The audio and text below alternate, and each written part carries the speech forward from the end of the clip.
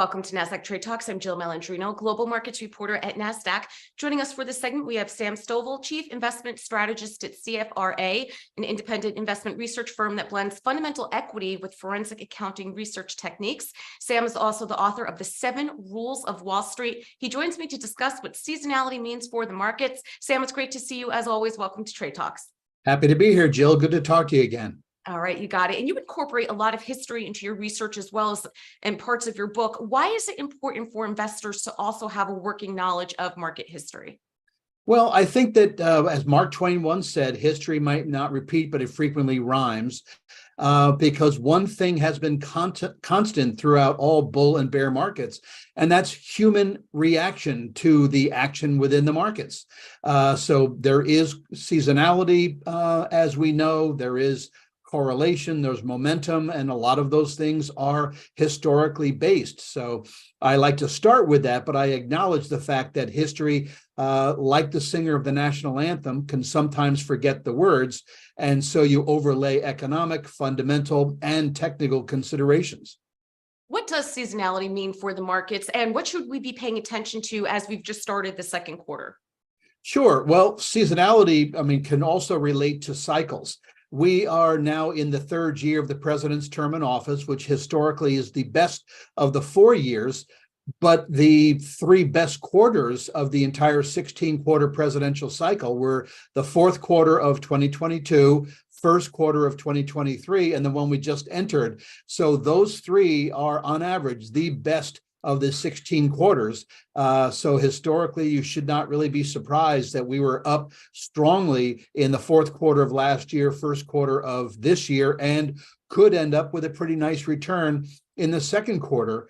And then also realizing when you look to what are traditionally the performances for the sizes, styles, sectors within the S&P in the second quarter, you'll find that they're all positive, and it's only the fourth quarter that tends to exceed the results of the second quarter, whereas first and third, especially the third quarter, tend to have the most red ink.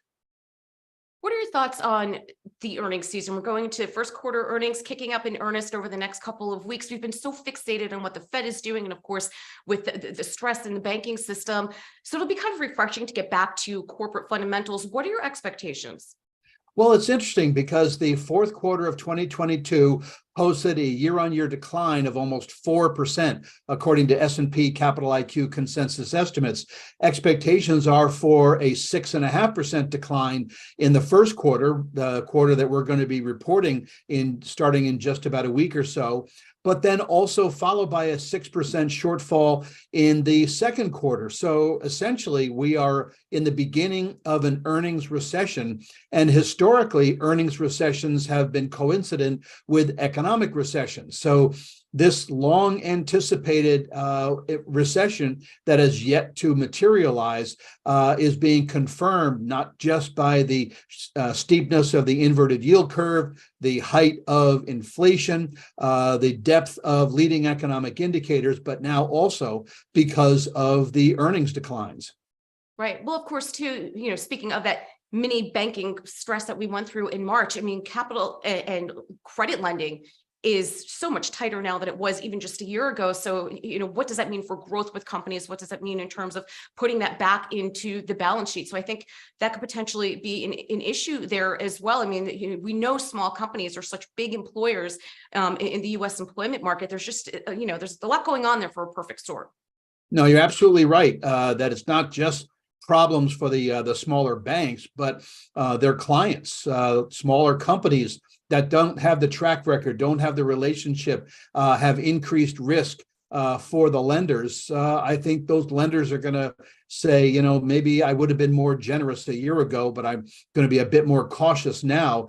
That could help, in a sense, the Fed do its job of sort of curtailing economic growth and thereby bringing inflation down. And obviously, the most recent data on energy could probably do the same thing.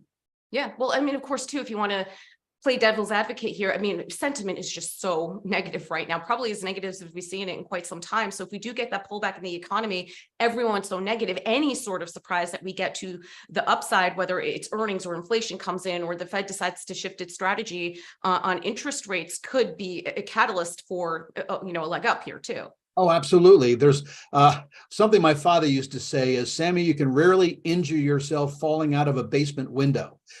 So when you look to the first quarter earnings expectations off 6.5%, and you look at nearly all of the sectors are expected to post double-digit declines, well, then the bar has already been set pretty low. And so really the only thing that could happen is that investors are pleasantly surprised because they're prepared for a lot of negative news.